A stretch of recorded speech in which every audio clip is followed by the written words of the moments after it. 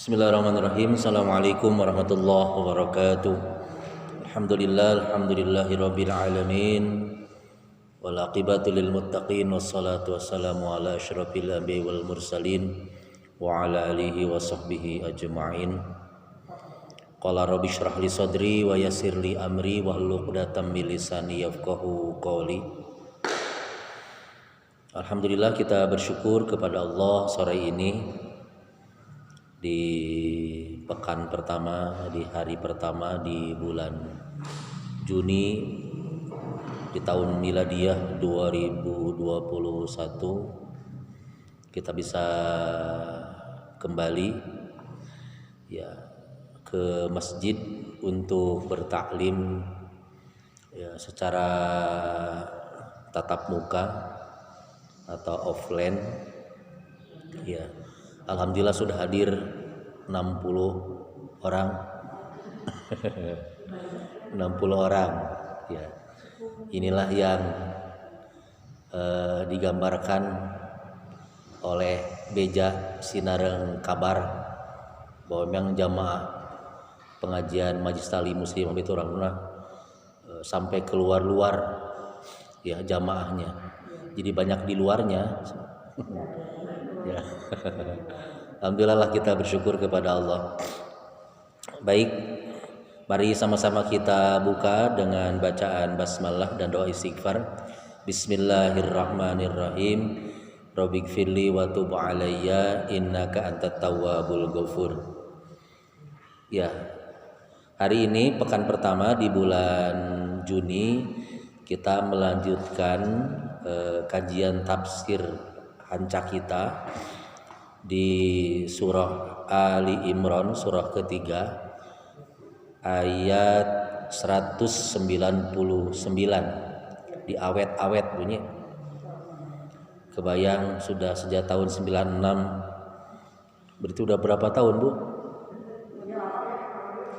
25 tahun Bu ya? Dari 96 ya Bu ya? 25 tahun betul ya?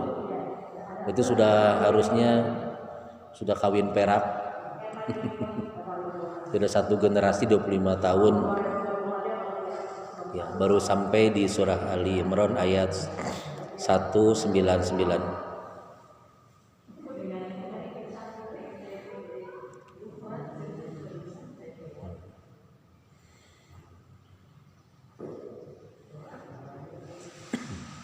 Ya baik, kita buka. Kita baca dulu sama-sama 199.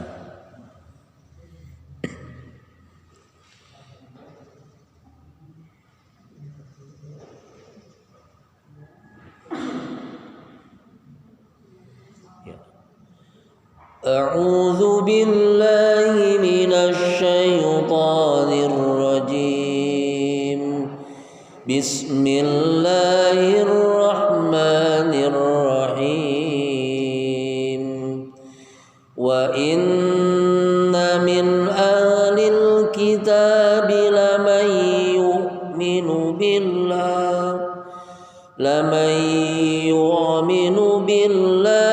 wa ma unzila ilaikum wa ma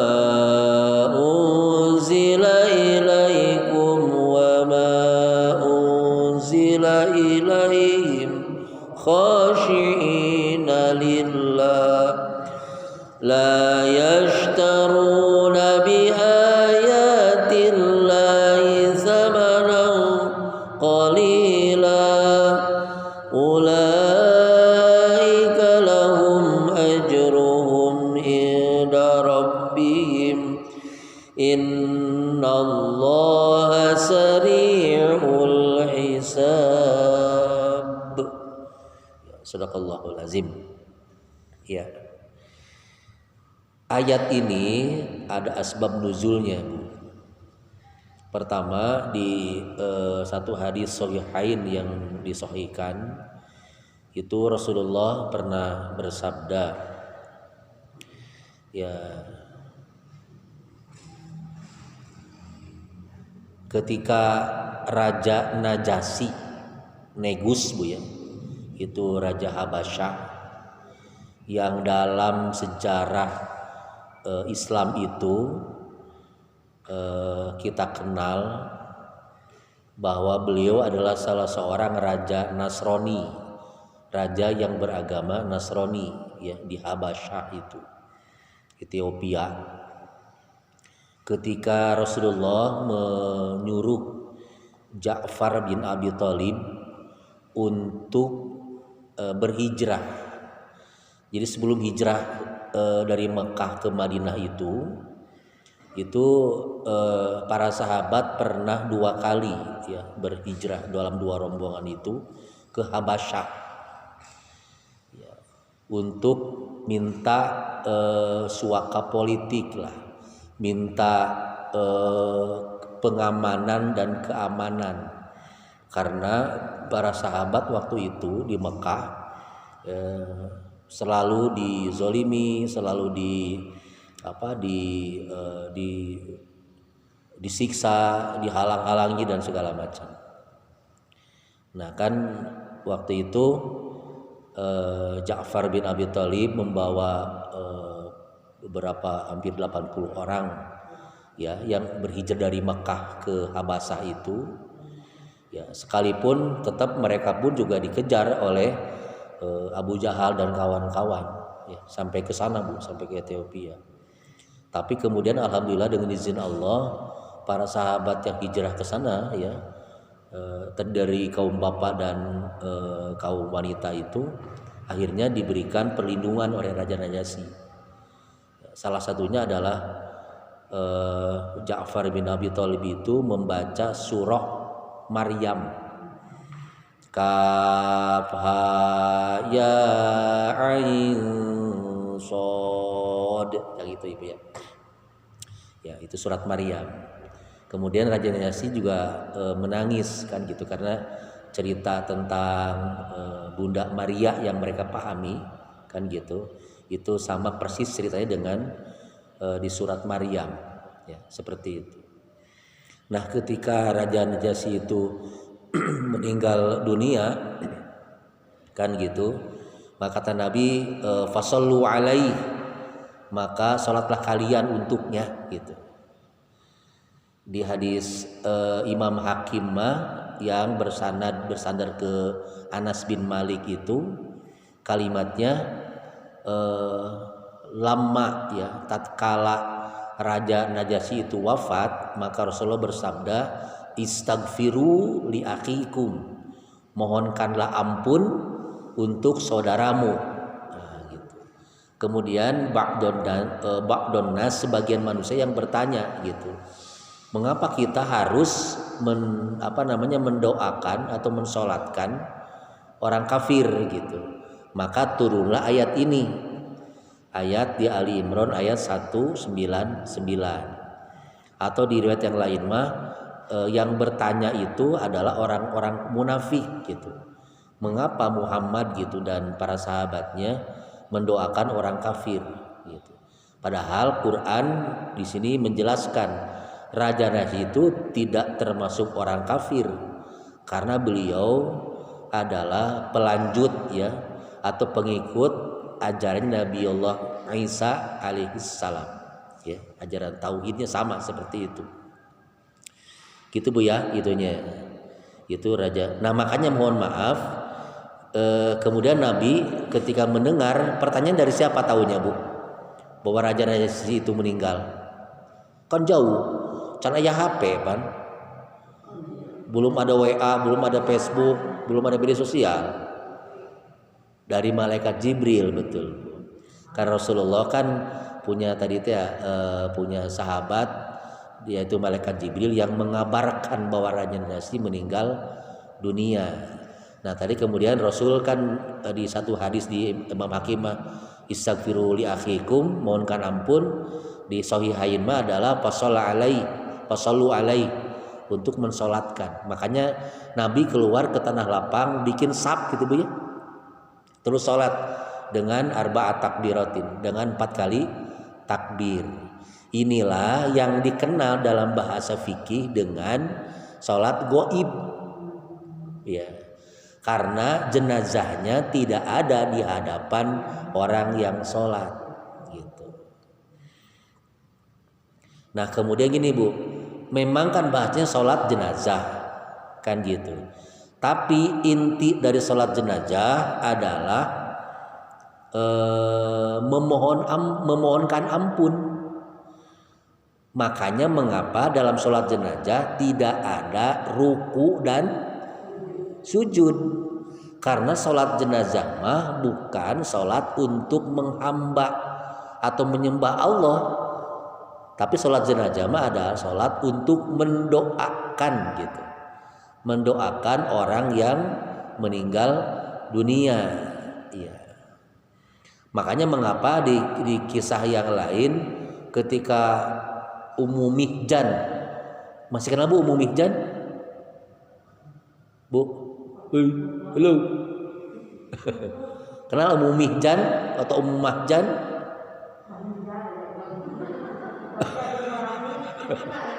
Eta mah Marijan, eta mah Mbah Marijan, penunggu atau apa namanya teh kuncennya Gunung Merapi ya. Ini Ummu Mihjan atau Ummu Mahjan itu mah seorang ibu yang suka membersihkan Masjid Nabawi gitu. Yang kemudian setelah beberapa hari 2-3 hari itu Rasulullah tidak melihatnya. Lantas Rasulullah bertanya, kemana gitu ibu yang suka membersihkan itu para sahabat ya Rasul, beliau sudah wafat gitu. Kata Nabi, kenapa engkau tidak mengabarkan kepadaku gitu, di mana kuburannya? Nabi datang ke kuburan terus mensolatkan jenazah itu. Makanya sholat sholat di samping atau di hadapan ya, di hadapan makom atau kuburan orang yang meninggal itu boleh gitu ya. Karena tadi itu ya kan, sholat jenazah adalah intinya memintakan atau memohonkan ampun kan gitu bagi orang yang sudah meninggal tadi gitu, seperti itu Bu ya. Nah jadi sebenarnya mah ada syariat ya, ada syariat untuk mensolati jenazah gaib itu ketika orang yang meninggal itu kemungkinannya tidak ada yang mensolatkan gitu kan. Misalnya ada orang beriman nih ya, orang Margahayu meninggal di Amerika atau di negara lain yang boleh jadi tidak ada orang Islamnya gitu ya, seperti itu. Nah itu boleh gitu. Karena gini Bu, jadi pemahamannya doa yang terbaik itu di dalam sholat gitu. Ibu suka minta rezeki nggak waktu sholat? Waktu itu habis sholat suka ya. Nah padahal di dalam sholat pun kita minta rezeki kan. Rabbighfirli warhamni wazburni warfa'ni warzuqni wahdini wa'afini gitu ya. Jadi kalau dalam bahasa Nabi cuman 7. Rabbighfirli minta ampun, warhamni minta dirahmati, wazburni minta ditutup ya segala kekurangan kita, warfa'ni minta diangkat, warzuqni minta rezeki, warzuqni wahdini minta diberi petunjuk, wa'afini minta disehatkan. Menurut Nabi mah 7 permohonan itu. Sementara wa'fu anni itu bukan dari Nabi, itu mah tambahan dari Imamul Ghazali, Imam Al-Ghazali gitu. Itu ditambah jadi 8 Bu gitu. Di 8. Nah variasi yang 7 yang Nabi mintakan tadi itu kan banyak variasinya gitu ya, tapi ada juga yang tadi disemburangkan jadi 7 disatukan ya, seperti itu. Nah dalam sholat kita minta rezeki gitu, tapi kadang-kadang habis sholat, habis zikir kita masih minta rezeki. Allahumma kfini bihalalika an haramika wa aghnini bifadlika amman siwa gitu. Ya. Padahal tadi dalam salat pun kita sudah minta rezeki, gitu Bu ya. Jadi asbab nuzul dari ayat ini adalah berkenaan dengan respon Allah terhadap ketika meninggalnya Raja Najasyi, Raja Negus kan gitu. Nah ya, wa inna dan sesungguhnya min ahlil kitab, kalimatnya min kan, berarti sebagian dari ahli kitab. Siapa ahli kitab itu Bu? Ahli kitab itu dua, Yahudi dan Nasrani. Jadi ahli kitab itu adalah orang yang mendapatkan kitab, kan gitu. Sementara selain Al-Quran kan ada 3 kitab suci, ya selain Al-Quran cumanya 4 kan. Secara urutan pertama adalah kitab Taurat, ya, kemudian Zabur, kemudian Injil, kan gitu. Iya, baru Al-Quran. Nah, berarti ketika bicara ahli kitab berarti orang yang mendapatkan kitab. Yang dimaksud adalah 2 kelompok besar, Yahudi dan Nasrani gitu. Jadi kata Allah, dan sesungguhnya di antara ahli kitab itu lamai yu'minu billah, ada orang yang beriman kepada Allah gitu. Kan ini adalah ayat-ayat terakhir Bu ya. Ayat-ayat penutup dari surat Ali Imran. Kan sebelumnya kita sudah bicara bagaimana Allah mengecam tentang perilaku orang-orang Yahudi, kan gitu. Yang dia punya kitab. Orang Yahudi itu kan paling tidak punya kitabnya 2, Taurat dan Zabur kan. Ya, karena Injil mah khususianya untuk orang-orang Nasrani kan gitu ya. Seperti itu. Gimana Bu? Nasrani ya.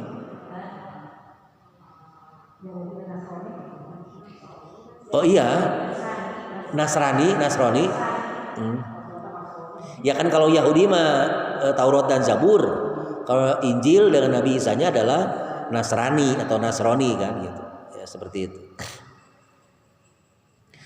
Jadi ini mah pengecualian di antara ahli kitab itu ada yang beriman kepada Allah. Nah, kalau orang Yahudi dulu yang kemudian masuk Islam dan menjadi sahabat Nabi namanya Abdullah bin Salam Bu. Ya. Kan banyak ya salah satu ya dari sekian banyak orang-orang Yahudi itu yang masuk Islam. Salah satunya adalah Abdullah bin Salam. Itu orang Yahudi yang kemudian masuk Islam. Nah, Abdullah bin Salam itu dia yang tadi itu ya kan gitu. Di kitab Taurat itu ya, kalau Tauratnya yang asli, ajaran yang benarnya ada kabar ya, basyiroh namanya Bu ya. Kabar gembira akan turunnya nabi terakhir.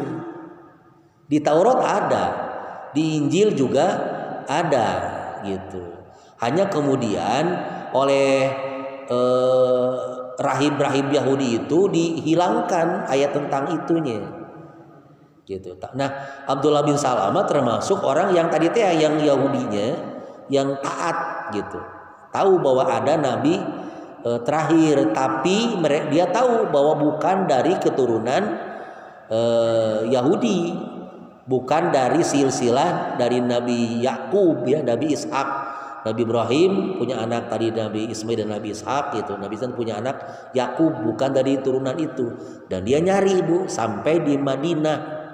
Ketika sampai di Madinah, nah beliau mencari adakah nama seseorang yang bernama Ahmad atau Muhammad yang mengaku sebagai nabi. Ketemulah sama Rasul gitu. Ketika pas ketemu gitu Bu ya. Ketika pas ketemu itu sudah kelihatan Oh, jadi orang yang jujur segala macam tutur katanya itu. Jadi makanya sejak ketika ketemu beliau sudah terkesan Abdullah bin Salam itu. Ya, sampai masuk Islam. Yang kemudian ketika Nabi baru nyampe di Madinah itu keluarlah hadis Nabi tentang ubsus salam, ya. Jadi semacam apa? Semacam perintah awal gitu ya. Ubsus salam, tebarkanlah salam, wa'at imut to'am, ya, untuk memberi makan orang yang kelaparan gitu. Wasilul arham, sambungkan tali silaturahim. Wasallu ala niyasi, dan sholat ketika manusia sedang tertidur gitu. Artinya sholat malam. Ini adalah perintah pertama, Bu.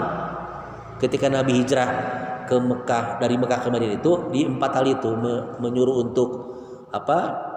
Untuk menyebarkan salam kan gitu. Nah, salam ini kan takrib lam takrib, baik kepada orang yang kalian kenal ataupun tidak kalian kenal gitu.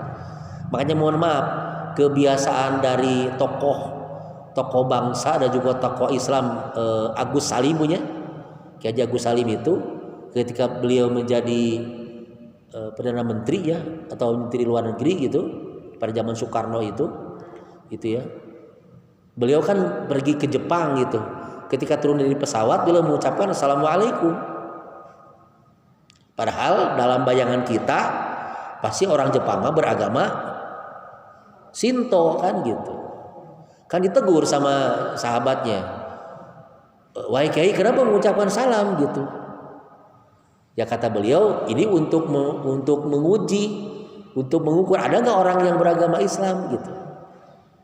Jadi salam itu ya, ini pemahaman beliau, Haji Gus Salim seperti itu, ya, itunya. Nah itu, nah balik, jadi di antara ahli kitab itu ada orang yang beriman kepada Allah, wa ma unzila ilaikum, dan apa-apa, dan beriman pula kepada apa-apa yang diturunkan kepada kalian, ya.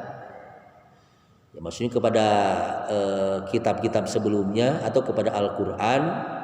Wa ma unzila ilaihim, dan apa yang diturunkan kepada mereka. Ya. Ya. Kalau kepadamu berarti ke Rasulullah kan, Al-Quran. Kalau kepada mereka itu maksudnya tadi kitab-kitab sebelumnya, Taurat, Zabur, dan Injil.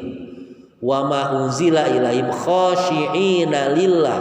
Khashi'ina, mereka tunduk, mereka patuh, mereka berendah hati gitu, lillahi, kepada Allah, karena Allah gitu disitunya.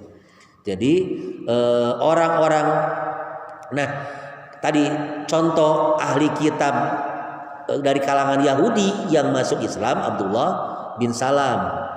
Nah ada lagi ahli kitab yang dia tetap dianggap sebagai orang yang beriman. Tadi tuh ya dari kalangan Nasrani. Siapa yang tadi? Yang Raja Najasyi itu.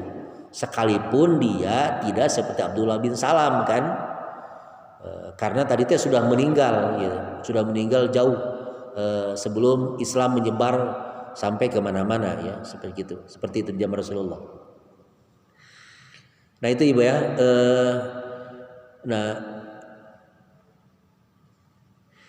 Nah kemudian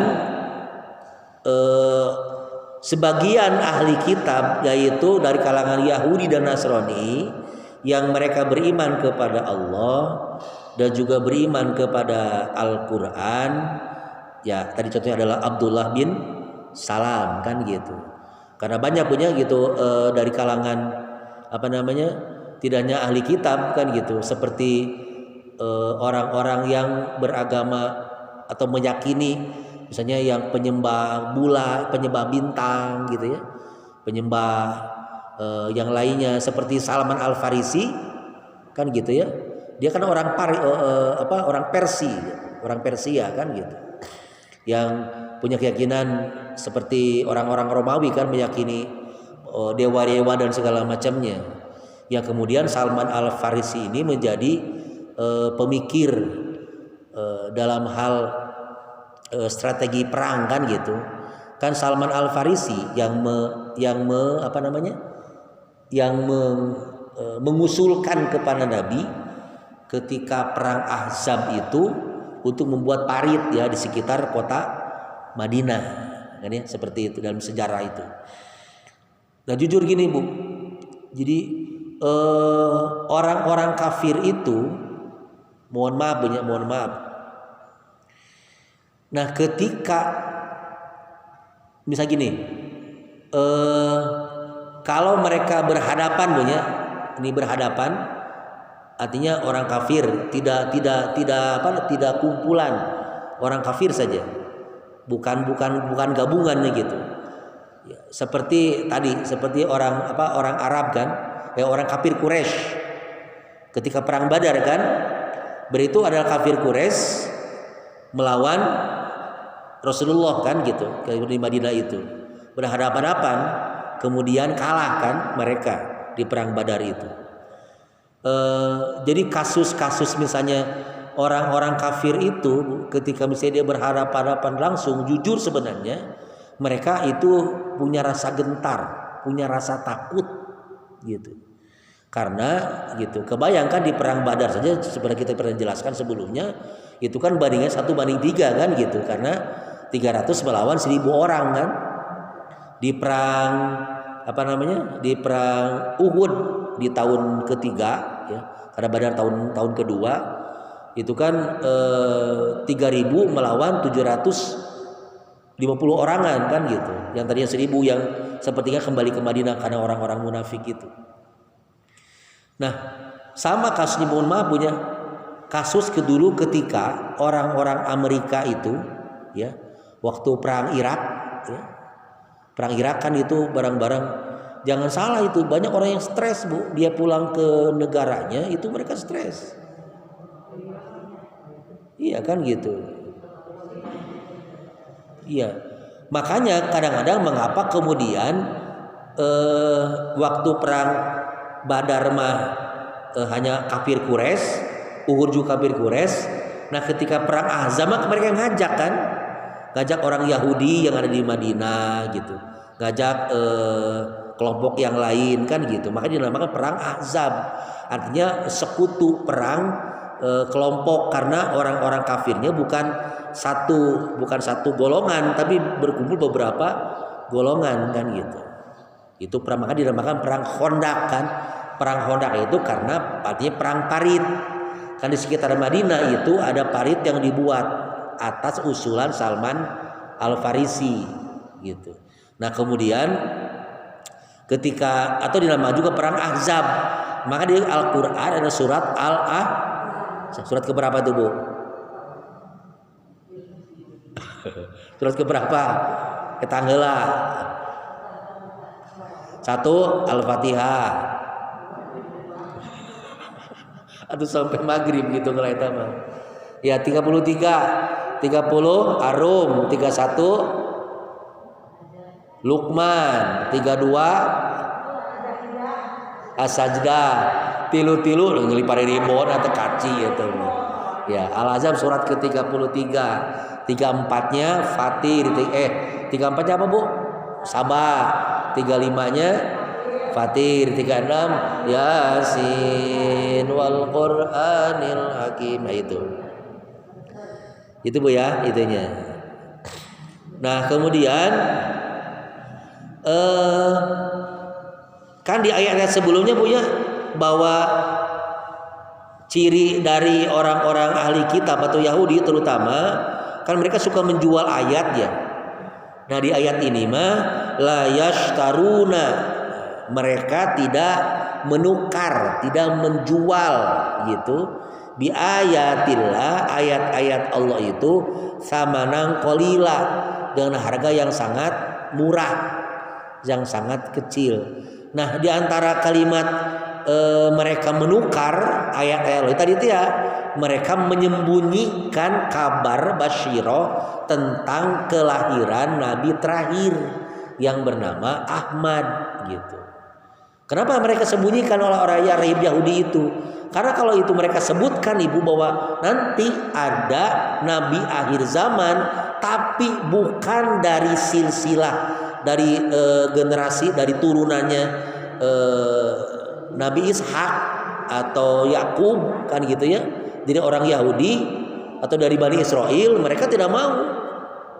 Karena Rasulullah dari silsilah keturunan Nabi Allah Ismail alaihi salam yang mewariskan atau menurunkan generasi orang-orang Arab gitu di situnya. So kebayang punya orang Yahudi, mereka mencari nabi terakhir itu kan kebayang dari Palestina ya, dari Kanaan kan gitu sampai ke Madinah untuk mencari teh gitu. Untuk mencari kan gitu. Mencari nabi terakhir itu yang mereka berharap dari keturunan Bani Israel atau dari kelompok Yahudi gitu. Tapi kan ujungnya bukan dari sana gitu ya. Seperti itu. Nah, di antara orang-orang ahli kitab yang beriman kepada Allah, beriman kepada Al-Qur'an, dan mereka punya sifat itu khasyi'ina lillah, mereka tunduk, patuh, berendah hati, tidak sombong dan segala macamnya. Itu termasuk mereka punya sifat tidak menukar gitu ayat-ayat Allah dengan harga yang sedikit gitu. Untuk konteks sekarang mah kan gitu, banyak orang-orang yang menjual ayat dalam makna kan gitu.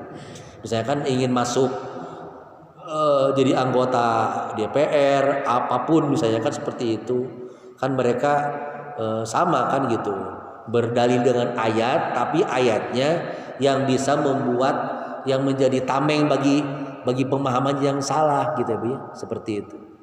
Mohon maaf punya sekarang jujur, mohon maaf. Kayak sekarang misalnya kan gitu, kasus-kasus yang sekarang ulama-ulama kita lagi penggalangan dana kan gitu ya, dan segala macamnya kan Ibu bisa lihat itu para buzzer, para segala macam gitu ya. Itu kan bikin video hoax segala macam, kan bikin gambar tuh UAS kan menggelapkan gitu ya, Abdul Somad dana sekian kan gitu, segala macam kan aya polisina segala macam soal di borgol gitu, pakai rompi tahanan, itu teh hoax. Nah gitu, itu yang ya emang sengaja Bu gitu kan gitu. Sengaja kan. Ibu bisa bayangkan, maaf, kan kayak Umar Ibu Sadah Hidayat kemarin berapa? Hampir 30 triliun lebih, 30 miliar kan lebih ya. Itu dalam hitungan berapa hari itu teh Bu? Logikanya begini Bu, logikanya Cok. Bun tanya logikanya, kalau anggaplah pemerintah itu punya kesulitan lalu ngarangkul orang Islam Bu, kosok kebayang itu Bu. Bu mohon maaf, dana haji itu hampir 40 berapa ya? 40 triliun Bu ya. 40 triliun itu berapa gitu? Mohon maaf, ini sedikit saya ingin klarifikasi. Bukan apa-apa, bisi kita terjebak di persoalan orang, kita tidak tahu, terus ada kabar mercendi yang dikabarkan gitu seperti. Ternyata dana haji itu tidak dikelola oleh Kementerian Agama. Sudah 2 tahun terakhir ini, 3 tahun terakhir ini teh. Tapi dikelola oleh sebuah badan Bu. Ya, sebuah badan yang dibentuk oleh undang-undang gitu. Jadi si dana itu disimpan di sana. Itu diusahakan. Memang non profit gitu, tidak mencari untung. Ibu mohon maaf, itulah jadi oleh Kementerian Agama. Jadi oleh badan ujungnya mah dana haji begitu gitu Bu. Jadi ada badan khusus ya, ada petugas khusus gitu yang profesional Bu di situnya, seperti itu. Mohon maaf, jadi sebenarnya mah ongkos haji itu per orang itu hampir 70 juta Bu, per orang itu. Sementara sekarang kisaran orang berangkat itu 35 juta kan. Berarti harus ada itunya kan, harus ada tambahannya. Nah kekurangannya itu dari uang yang tadi, uang dana haji itu dikelola gitu kan, tapi non riba kan gitu. Ada lebihnya Tapi itu betul-betul pahit punya gitu. Nah lebihnya itu keuntungan dari ya mudharabah itu dipakai untuk menambah ongkos haji. Karena tiap orang itu kalau yang reguler itu harusnya 70 jutaan, Bu. Sementara cuma 35 juta. Yang 35 juta lagi itu adalah uang dari hasil tadi. Uang dana haji yang triliun itu yang diusahakan gitu. Dikelola itu, Bu. Seperti itu.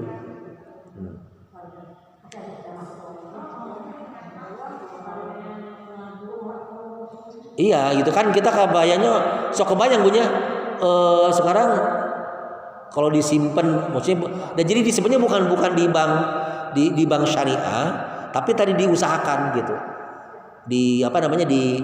Digolangkan gitu. Tapi non riba gitu isinya.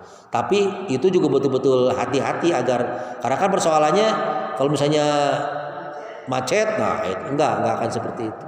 Itunya salah satunya.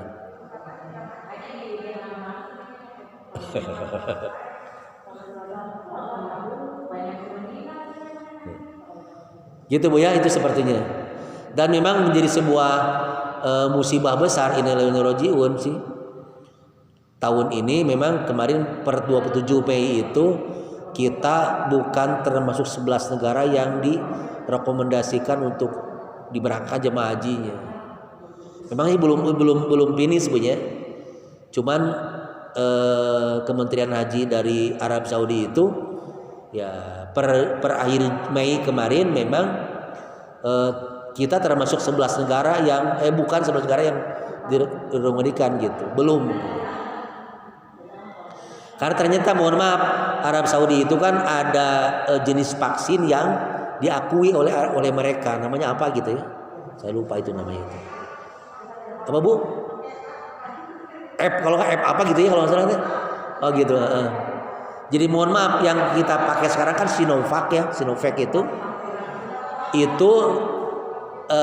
jenis vaksin yang tidak diakui di sana gitu.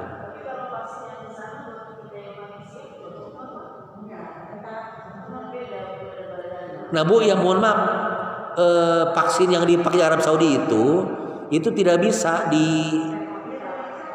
iya karena itu harus beku ini banget gitu ininya. Nah betul Bu itu. Iya itu memang jadi masalah gitu, jadi masalah ya seperti itu. Di antaranya, ya itu banyak ikhtiar kita nyebutnya ikhtiar kita untuk ini saja gitu ya seperti itu. Ya makanya Bu, makanya kan Ibu kan kebayang per tahun itu jemaah haji kita 210.000 orang, bahkan lebih kan gitu ya. Tahun 2019 kan itu hanya tidak full kan, mungkin hanya 50%, ditambah sekarang 2 tahun gitu tidak berangkat misalnya kan, memang ya kemungkinan besar sih tahun sekarang pun juga kemungkinannya agak berat juga untuk berangkat ya itulah. Tapi ingat Bu harus yakin ketika orang sudah niat dan sudah booking seat segala macam, ketika dia meninggal dunia itu sudah dicatat dia sudah haji gitu sebenarnya. Itu saja sih. Bahkan termasuk itu yang dibolehkan kalau nanti sehingga dia meninggal sebelum dia berangkat bisa dibadalkan hajinya. Kan gitu. Tinggal berwasiat ya, mun abah, mun emak maot sacan angkatnya pangbadalankeun bisa. Ya seperti itu. Tapi itu sudah dicatat baik itu. Kan gitu. Kan seperti Ibu kisah ingat kan kisahnya Ibnu Mubarak punya, dia tidak berangkat haji tapi kan nilainya dia melebihi orang yang berangkat haji kan gitu. Ya, kenapa? Karena uang yang dia siapkan, dia tabung tiap hari itu diberikan kepada tetangganya yang membutuhkan gitu. Sampai kemudian Allah mengutus malaikat yang menyerupai dia haji gitu, ketemu sama tetangganya kan gitu. Di situnya. Itulah maha kuasanya Allah ya, seperti itu. Nah, jadi ciri orang yang di ahli kitab yang di Ali Imran ini Satu adalah mereka tidak pernah menukar ayat Allah dengan harga yang sedikit, ya, sangat murah punya gitu kan. Seperti ya orang-orang, mohon maaf, orang-orang liberal kan gitu, orang-orang yang hedonis kan gitu ya, segala macam yang kadang mereka menggunakan ayat-ayat Allah gitu untuk mencari keuntungan kan ya, seperti itu kan. Banyak kan bujar-bujar yang menggunakan agama gitu ya, bajar-bajar menggunakan agama, dia bikin konten-konten segala macam yang tadi teh gitu, segala macam. Iya kan gitu. Itu yang itu sebenarnya kan karena ya sirik teh punya, karena dengki teh sebenarnya kan gitu. Harusnya mah ketika ada ulama-ulama kita yang menggalang dana segala macam, toh ada tahu kan salurannya segala macamnya gitu. Lewat MUI langsung ke Gazanya kan gitu. Misalnya juga banyak kan kawan-kawan kita yang segala macam gitu. Harusnya mah kan bukan ya itu tadi bikinnya kan gitu. Dapat 44 juta miliar sekian, 30 diberikan, sisanya kemana ya gitu, kayak gitu kan. Itu mah bahasa-bahasa yang tadi itu ya, bukan bahasa orang-orang Islam. Nah, itu ya yang ini kan. Nah, innallaha sari'ul hisab, sesungguhnya Allah itu sungguh sangat cepat penghisapannya. Artinya dengan Allah punya keilmuan yang maha luas dan segala macamnya, itu termasuk juga Allah membalas punya gitu, membalas setiap kebaikan-kebaikan orang dan segala macamnya, seperti itu juga perlu disampaikan. Nah kan gitu, itu yang harus ditanamkan dengan sebaik-baiknya. Nah tadi kan ada sifat-sifat yang baik Bu ya, sifat rendah hati kan gitu ya, tidak sombong, terus sifat adil ya, menempatkan sesuatu pada tempatnya, ketika dapat kabar segala macam dia tempatkan gitu. Nah hati-hati kan gitu, itu ada sifat-sifat yang bertolak belakang gitu kan. Kan kalau rendah hati berarti kan kesombong ibu ya, ketakabur, keujub ya, itu sifat-sifat syaitonia kan gitu. Atau keadil kan, ke zolim ya kan gitu. Nanti kata Nabi itu ada 3 kezoliman.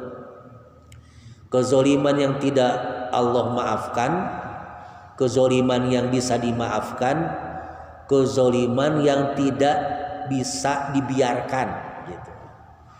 Nah kezoliman yang tidak bisa dimaafkan adalah syirik yang dibawa mati. Ketika orang berbuat syirik dia mati gitu kan. Itu yang dalam bahasa surat Luqman ma inna syirka la zulmun azim, sesungguhnya syirik itu adalah kezoliman yang sangat besar gitu, yang sangat dahsyat kan gitu. Nah, ketika orang jadi kezoliman terhadap Allah itu kan syirik kan gitu, dia mati artinya meninggal ketika dalam kesyirikan gitu. Ya keur menta gitu, keur ngadoa di hadapan kuburan, di depan tangkal yang besar maut begitu kan gitu. Maka ketika itu udah nggak bisa Allah maafkan kezoliman itu. Hati-hati. Nah kedua ada kezoliman yang bisa dimaafkan. Kalau yang tadi mah hakullah punya, hak terhadap Allah. Nah yang kedua ini hak adami, kezoliman yang bisa dimaafkan gitu. Itu kezoliman seperti kita kan gitu, orang tidak sholat, tidak puasa, tidak zakat, nah ketika dia mampu tidak naik haji, berarti orang itu menzolimi dirinya. Makanya kan diantara ciri orang yang bertakwa itu walladzina idza fa'alu fahisyatan, orang yang ketika dia mengerjakan fahisyah ya, mengerjakan kekejian itu, auzalamu anfusahum, atau menzolimi diri sendiri, itu dia zakarullaha, dia segera ingat Allah kan, fastaghfiru lidzunubihim, dia langsung minta ampun kepada Allah gitu di situnya. Nah dari hal inilah kemudian jadi orang tidak sholat berarti dia menzalimi diri sendiri. Bisa dimaafkan, bisa gitu. Nah kalau hak kepada hakullah tadinya gitu, asal dia taubat, istighfar, berbuat baik lebih banyak, dimaafkan sama Allah. Nah, ada lagi kezoliman yang dimaafkan itu, ada tadi kezoliman terhadap diri sendiri dan segala macam. Tapi ada kezoliman yang tidak dibiarkan sama Allah. Ya, artinya pasti gitu. Kalau nggak di dunia, nggak di akhirat. Yaitu kezoliman yang hakul adami, hak adami, hak antar manusia gitu. Nanti hak antar manusia dua ibu. Yang pertama adalah maliyahnya, amwalnya, tentang hartanya. Yang kedua tentang kehormatannya, gitu. Tentang harta, ya tentang harta gitu kan. Itu juga sama. Ketika harta orang itu diambil, apalagi kalau misalnya dirampok, dicuri, bunyi itu udah apa lagi ya? Itu sudah dosa besar kan gitu. Kalaupun tidak, misalnya kan tadi mohon maaf, seperti minjam kan, meminjam gitu, kemudian tidak mengembalikan gitu, itu juga sama kan gitu, yang harus dibereskan gitu, dibereskan. Nah kalau kehormatan mah adalah artinya Allah tidak pernah membiarkan hak adami itu sebelum selesai gitu, hartanya belum kita kembalikan. Nah, kalau misalnya hak kehormatan mah seperti orang memfitnah atau menggibah gitu. Itu dua caranya. Kata Imam Nawawi itu dua caranya. Yang pertama dia datang ke orang itu, terus dia minta maaf ya atas kezolimannya, dia sampaikan Bu gitu. Kalau misalnya dia pernah menggibah, pernah menfitnah, dia sampaikan di hadapan orang itu. Mohon maaf, kemarin saya ngomongin kamu gitu. Ya itu risikonya gitu. Nah alternatif yang kedua caranya adalah engkau datang ke tempat di mana engkau pernah kan gitu, engkau pernah menggibahinya, ya ngomongin kejelekannya dan segala macam. Nah kemudian setelah itu caranya adalah biar tergantikan itu, gimana caranya? Adalah engkau mintakan ampun kepada Allah orang itu, atau engkau ceritakan kebaikannya di tempat kita pernah menggibahinya gitu. Eta mah alternatif muka dua. Tapi tetap yang terpenting adalah yang pertama tadi teh gitu kan, urang nu kahiji mah risikona lamun teu dibales, ya itu merisiko ya. Risiko dari amal yang harus kita kerjakan dan lakukan ya, seperti itu Bu. Nah, jadi inti dari ayat ini adalah sebuah penegasan ya, bahwa di antara ahli kitab itu baik Yahudi maupun Nasrani, kapan Bu? Ya sejak Rasul Islam hadir dan Rasulullah mendakwahkan sampai hari kiamat itu pasti ada. Kan ayat Quran ini mah akan berlangsung sampai hari kiamat Ibu. Kan gitu. Jadi di antara ahli kitab itu pasti ada orang-orang yang beriman kepada Allah dan beriman kepada Al-Qur'an kan gitu. Dan beriman kepada apa yang diturunkan kepada mereka, yang mereka tunduk patuh taat dengan ajarannya itu, dan mereka tidak pernah menukar gitu, menjual belikan ayat-ayat Allah dengan harga yang sedikit. Ulaika lahum ajruhum inda rabbihim. Mereka itulah atau bagi mereka lah pahala di sisi Tuhannya. Nah, gitu. Ada pahalanya kan yang sangat besar. Tadi ya, karena Allah itu sangat cepat penghisabannya. Ya, bentuk sifat Allah menghisab tadi ya, Allah membalas kan itu. Membalas kebaikan orang dengan kebaikannya. Mohon maaf Ibu, saking rohmannya Allah gitu, orang kafir pun kan tetap Allah balas kebaikannya. Di antara bentuk kebaikannya adalah ketika Allah meringankan sakaratul maut orang-orang yang kafir. Kenapa diringankan? Karena boleh jadi ada orang kafir ini dia secara kemanusiaan berbuat baik kan. Nah mohon maaf, mengapa sakaratul mautnya orang yang beriman itu suka diberatkan? Karena tadi Allah berharap dia membawa dosa yang belum dia taubati, tapi dengan beratnya sakaratul maut itu akan menjadi hapus ibu. Ketika dia menghadap Allah dalam kondisi suci, kondisi bersih gitu. Jadi jangan kemudian, aduh karunya teu maut gitu. Dah maut urusan Allah punya gitu. Iya kan. Jadi mau didoakan jangan gitu. Tapi maksudnya jangan gini juga ibu berpikir, teu maut buah buka dosa nu gede, nu can diam. Jangan seperti itu. Itu kan ujian-ujian ya. Ujian segala macam. Mohon maaf tadi kan saya taziah dengan Pak Yaya dan Pak Ji Andi. Tadi ke sana ke Buana Ciwasra punya. Ini Mas Dodi. Kan kemarinnya dengan Teh Ari, Mbak Ari itu putra Pak Slamet. Kan termasuk 5 kan putranya teh Mas Eko, Mbak Diani, terus Mbak Kalis. Nah yang 2 ini kembar, Dodi sama Ari. Ya gitu. Jam 12 siang kemarin masih keneweaan dengan Kang Iwin dan ada grupnya kan, gak ada itu kan Kang Andi itu tuh teman-temannya kan gitu, Dendi segala macam aja itu angkatan pertama anak-anak kita yang sudah aktif ya seperti itu gitu kan, seperti itu jarang sakit, tidak pernah sakit sebenarnya gitu, lagi sehat lah gitu ya. Cuman kemarin serangan jantung, kelahiran Januari 72 Bu ya, berarti 40 baru pas 9 jalan ya. Tapi terada rewas punya. Terrewas 48 gitu. Soalnya bikin lagi pas salaman menjelang 50 punya. nanti Juni itu 50 tahun rasa beki rewas we. Segegebegan gitu. Ya Allah. Keskolot. Ya seperti itu. Nah ini Bu ya. Jadi hikmahnya untuk kita gitu kan, untuk kita bahwa hidayah itu menjadi hak prerogatif Allah kan gitu kan. Hidayah itu ada 2, ada hidayatul taufik, ada hidayatul irsyad ya. Hidayah taufik artinya petunjuk Allah, hidayah Allah kepada seseorang langsung, itu hak prerogatif Allah. Seperti masuk Islamnya Sayyidina Umar, itu hidayah taufik Bu.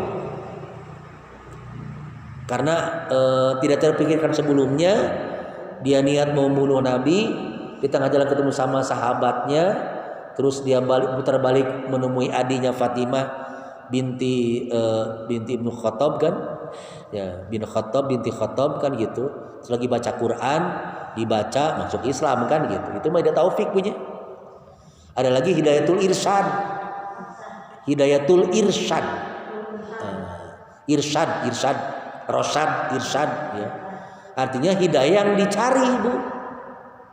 Karena dia baca buku, karena dia mendengar azan kan gitu ya. Gitu. Karena dia bermimpi gitu. Itu hidayatul irsyad Bu. Nah, ngaji ini adalah salah satu taklim seperti ini adalah satu cara untuk kita mendapatkan memperkuat hidayatul irsyad kita. Dengan ngaji, dengan segala macam gitu, ngeriung, itu hidayatul irsyad gitu. Tapi yang jelas hidayah itu lebih sulit mempertahankan dibanding mencarinya gitu. So kita istiqomah gitu ya dalam ibadah ya setelah Ramadan ini juga membutuhkan tadi gitu, Nah kan gini suka ada kan gitu. Kenapa munten belum rajin ngaji, belum ke masjid, saya belum dapat hidayah kan gitu. Itu bahasa yang kurang pas. Kan gitu. Karena ada hidayah mesti dia cari kan sebenarnya gitu. Jangan terlalu berharap hidayah taufik kan gitu. Itu mah prerogatif Allah. Kadang Allah ngasih mudah orang masuk Islam kan, mudah menggerakkan hati orang untuk menolong, untuk ke masjid, untuk ke majelis taklim kan mudah. Tapi kan itu pun nggak bisa, kita nggak bisa jamin Bu. Ya seperti itu diantaranya.